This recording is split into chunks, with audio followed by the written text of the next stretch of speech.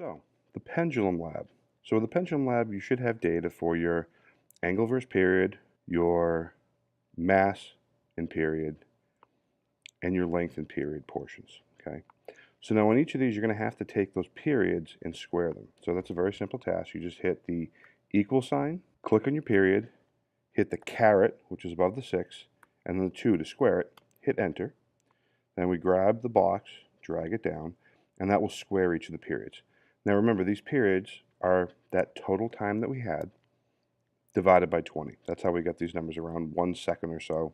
We need to start making plots of these. So the first plot we need to do is an angle versus period. So I'm going to click on the A, okay, either Command if you're on a Mac or Control if you're on a PC, click on the B, and then I'm going to go over here to my chart button, Insert Chart.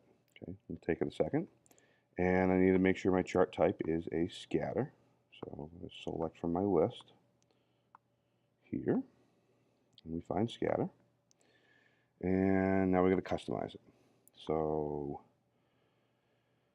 chart style is fine, chart titles, angle versus period makes sense.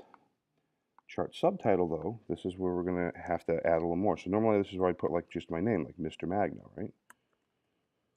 But then next to it, I'm going to be putting a colon and then some special attributes about that. So like when I did this angle, I was using a 0.1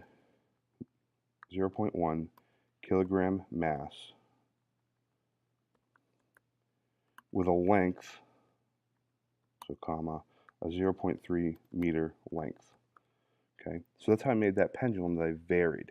So we're going to make sure we make a note of those attributes that we recorded that we kept constant for the things that we were, not varying in that subtitle. Okay, my series should be fine. I might want to change my point size though a little bit here, maybe make them 2s. Trend line though. Is this really linear? It doesn't look quite linear, so maybe I want to try some sort of polynomial fit.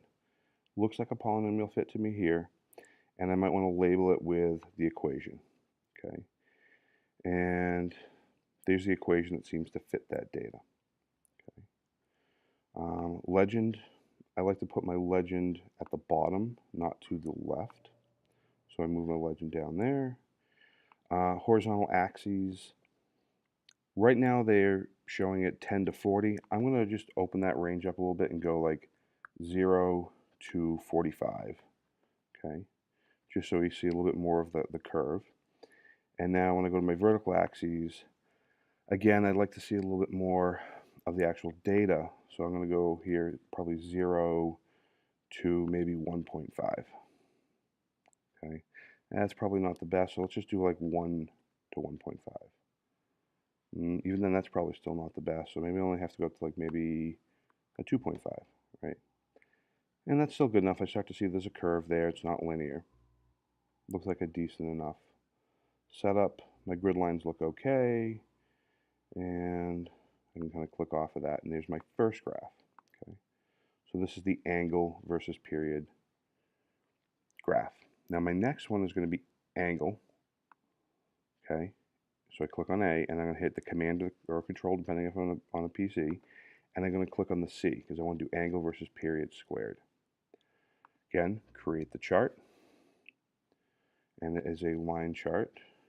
Nope, we don't want line chart, we want a scatter plot. So we're on a scatter plot. Again, now we go to Customize. Chart subtitle here, I'll be doing, my name again. And I had kept it at a 0.1 kilogram mass and a 0.3 meter length. Right, that's just what I did. You probably did something different.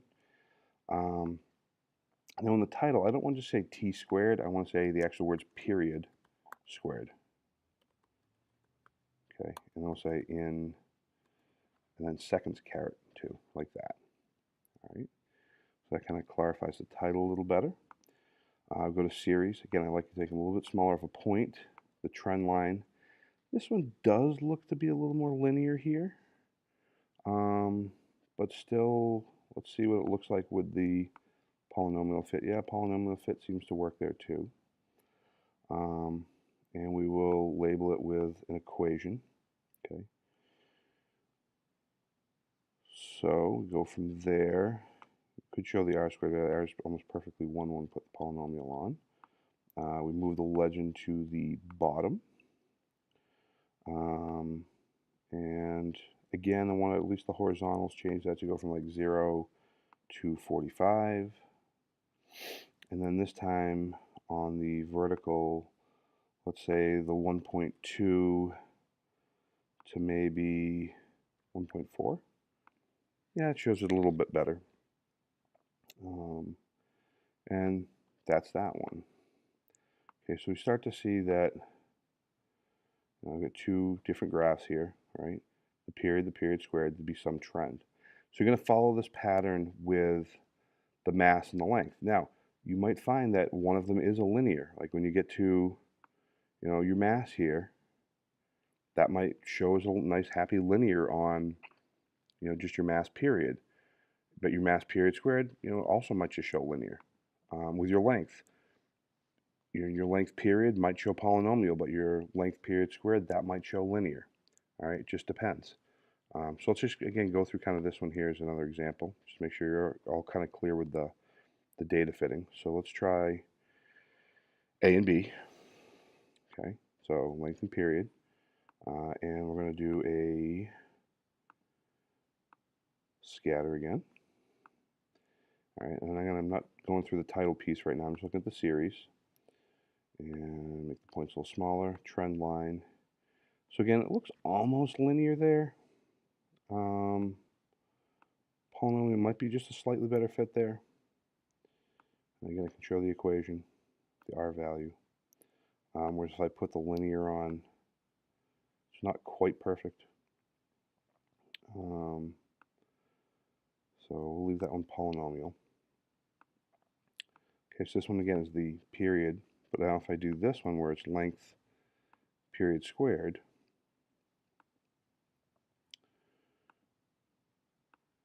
we go down, we do our scatter. Again, I'm just doing this quick just to show the trend piece. Smaller points, trend line. That one definitely looks like it's linear.